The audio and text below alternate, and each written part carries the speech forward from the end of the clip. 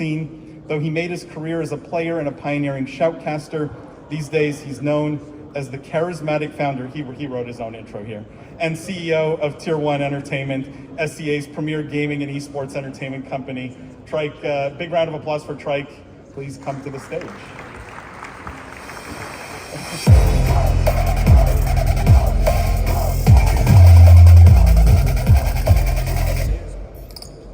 Hello everyone. I'm sorry to be the last person to be speaking before lunch. So I would want to, hold you for a little bit more, probably 20 minutes more. So I guess what I want to be able to share first is myself. So I'm Tryke Gutierrez, the co-founder of Tier 1 Entertainment, and basically we're from Southeast Asia. And listening to all of the people who have been talking in the past hours, I think really inspired me a lot. I've been in esports for a long time now. Actually, I've been in esports for 12 years, been in different countries for the past months, went to Korea, went to Japan, went to multiple other countries. But I must say that I've never seen a city like Dubai. It's my first time here. It's amazing. So for me, I founded this company just to give you an overview about myself. I started out in esports as a frustrated pro player, like every other founder in the space, right? Found Dota 1 early days of my life back in 2008, and then eventually fell in love with the space and fell in love with the game. So today, we have 200 people working in our company. We have 1,000 creators. We're present in 5 countries in different parts of Asia. So basically for Tier 1 Entertainment, I have other co-founders with me. One is named Alo de Gosheng Fiao, who is one of the more prominent cosplayers in the space with multi-millions in following, and at the same time, Brian Lim, who is a serial entrepreneur.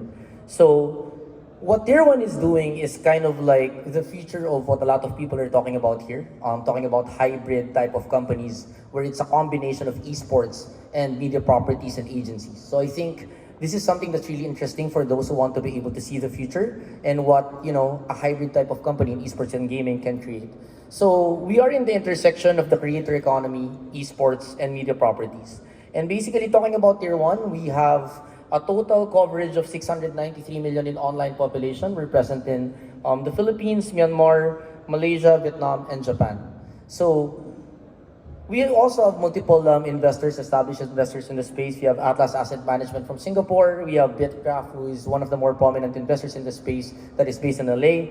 We have Gobi Partners from Hong Kong and the Philippines, Kayak from Japan, and even Warner Music Group invested in our company.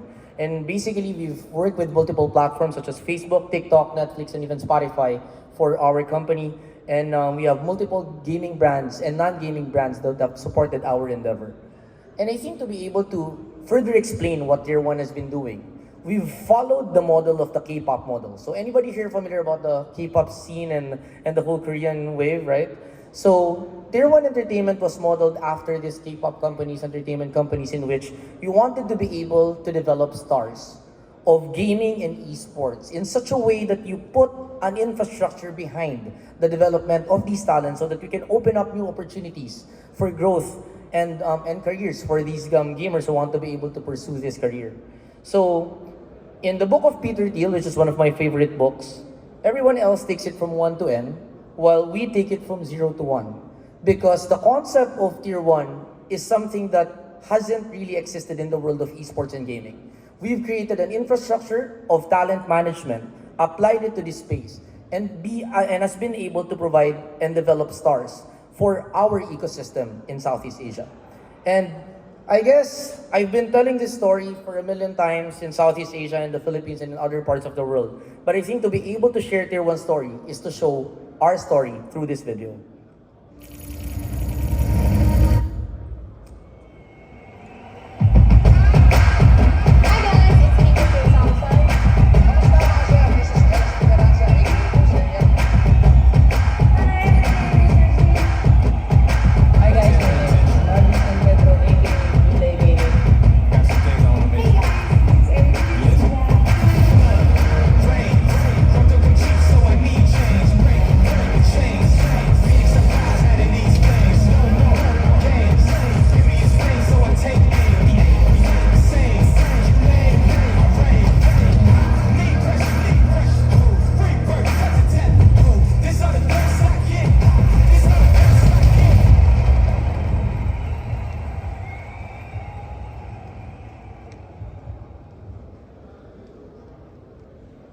So the thesis of Tier 1 Entertainment is to be able to present gamers as celebrities.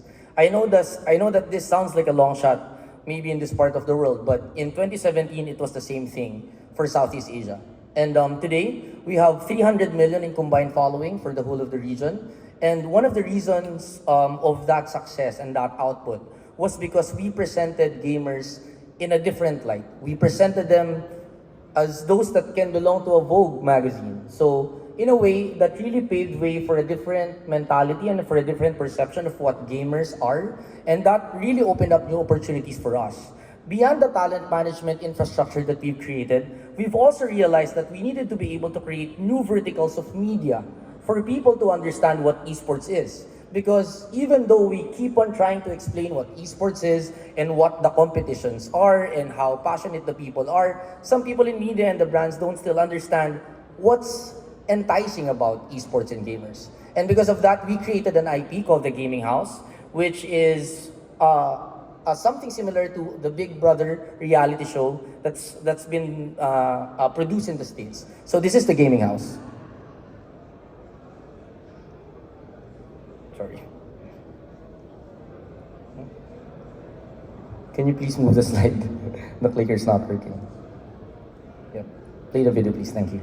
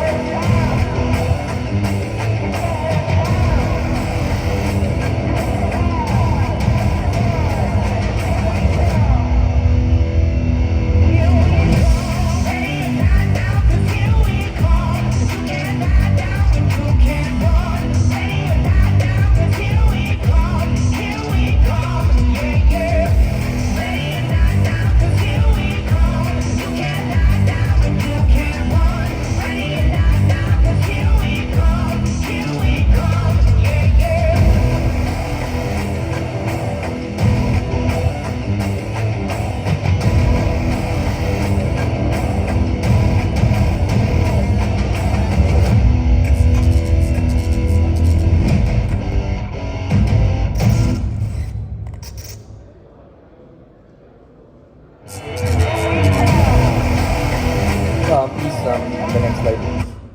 Yeah. Next, please. Yeah. So basically for Tier 1 Entertainment, after we created the Gaming House, we attracted multiple sponsorships that weren't really interested in the space before. In fact, we were able to close a total of $700,000 in deals and attracted new sponsorships that didn't even believe in the space because it was a vertical that they were familiar with, it's a media that they understand, it's a reality show basically, where we put in multiple aspiring influencers to be part of a show where they enter into a house for 3 months, then eventually the winner will become the next Tier 1 talent. That was the whole idea. And this was a great commercial success for us. And that's when we realized that Tier 1's winning formula, when we started all this, was simple. We wanted to be able to get the right attention through the influencers that we have, then eventually package those influencers through media properties that we've created.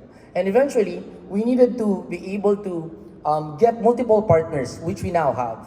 So in fact, in 2021, Tier 1 Entertainment was able to close 221 deals in total and work with multiple brands, with McDonald's and all of these other brands that weren't really in esports before, just because we have an esports, creator, and media vertical all together. So we took a step back, of course, because in the initial years from 2017 to 2020, all we had were creators and media properties. But the question that the community was always telling us was, why are you in esports? Why are you called an esports company if you don't have an esports team or you're not really participating in esports, like the true esports as they call it, right? So going through that process, we needed to take a step back and look at the data. And the data is simple. You look at the whole gaming market in the world and 54% are coming from Asia. Beyond that, 49% of those gaming market is actually coming from the mobile gaming space. And that's when we realized that, hey, why don't we put up an IP around mobile esports teams? That was the natural development that we realized and decided to do. So the thinking was, we had everything that we needed to do. We were managing multiple creators. We had very great commercial success. We had, we took care of talent well-being. We understood career development. We had a strong brand. We had the infrastructure for it, and we had a passionate gaming audience and a strong back-end support. So we created Team Amplify. But guess what? We failed. And we failed horribly because we didn't realize that what it took for an agency to put up creators and influencers, it required a different infrastructure for you to be able to put up an esports team. I was in esports myself for the longest time, been here for 12 years. But that's when I realized that we needed to go all in. We needed to create a new name. We needed to put up a full infrastructure just for esports. And that's when Blacklist International came about. So for Blacklist International, this is our jersey, I'm very proud of this because this was in partnership with one of the greater artists in the space for Southeast Asia. So we thought that if we put up a brand of our own in esports, it needed to represent what Tier 1 represented. Basically, black and white, representing a brand that every influencer under our company will be proud of. So also, it's not just a brand, it's not just a jersey. I mean, a lot of people start with an esports company just by putting up a logo and a cool jersey, but it doesn't require just that. You require a lot of capital and of course a lot of infrastructure behind and also on the physical side. So out of the 6 studios, the multi-purpose room and the white room that we have in the 1,700 square Tier 1 facility, we needed to also put up other areas where our esports team can thrive. So for one, we created a store that will house the retail items of Tier 1 Entertainment and Blacklist. And also we needed to have other esports facilities that are going to be able to accommodate our players because we didn't have that before. And true enough, after providing all of that infrastructure and having invested everything into esports, we are now the world champions of 3 titles. We are the world champions of Mobile Legends, we are the world champions of CODM, and we've won a regional championship in Free Fire. So I know that a lot of esports teams' dreams is to be able to become world champions, and a lot of agencies' dreams are to be able to create great creators. And fortunately for us, we have both.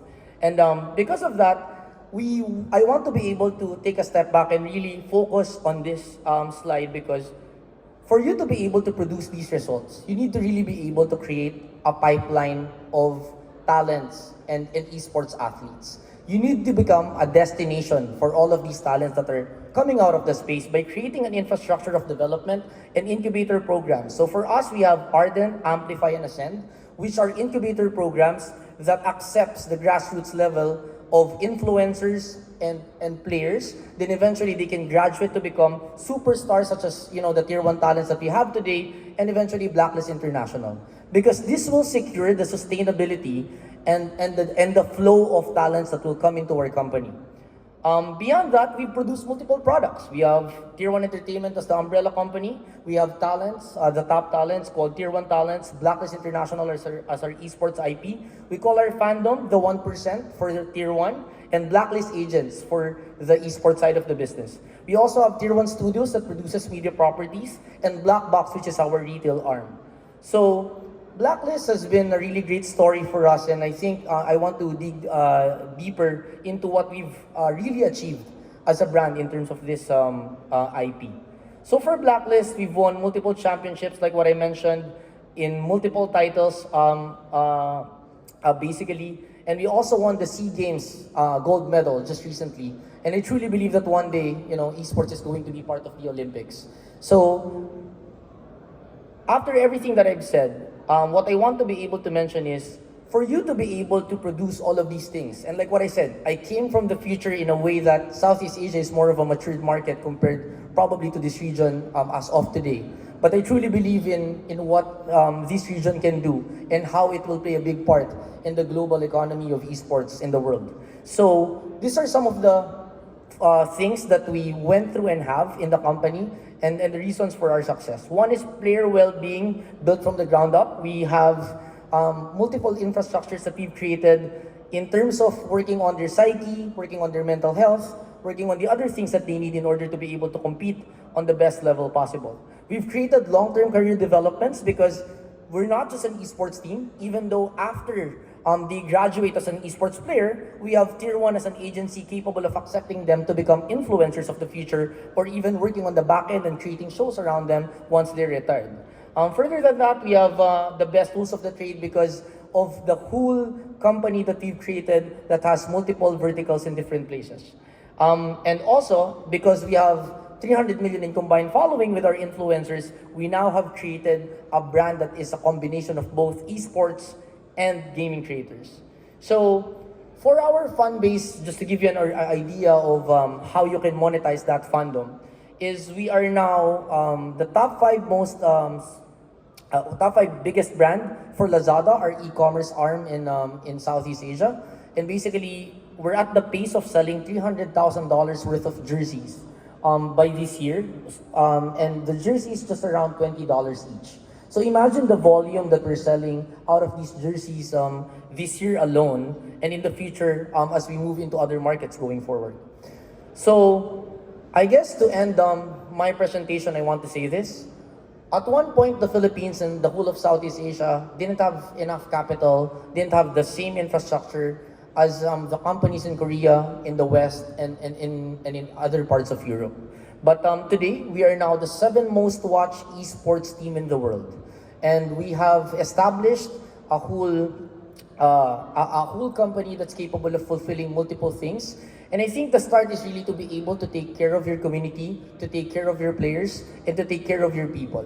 And for us to be able to be part of this list of prestigious teams and be watched with a peak viewership of 3.1 million and a whole 119 hours of watch hours for esports, I think this is very important because a lot of people will say, we are the best. A lot of people will say, yes, we are popular. But to me, the true measure of an esports team's popularity is if people are watching your games. Because at the end of the day, out of all the marketing stories, out of all the content that you create, if you put out the best competitive team out there, then people will follow you. Because at the end of the day, gamers like us follow those who create gameplays that we are only dreaming of doing. So, to be able to create a media machinery that we've created takes a lot of sacrifice, blood, sweat, and tears, and a lot of other things. But hopefully one day, I see a company like us blossoming from this part of the world. That's it for me. And if you want to be able to learn more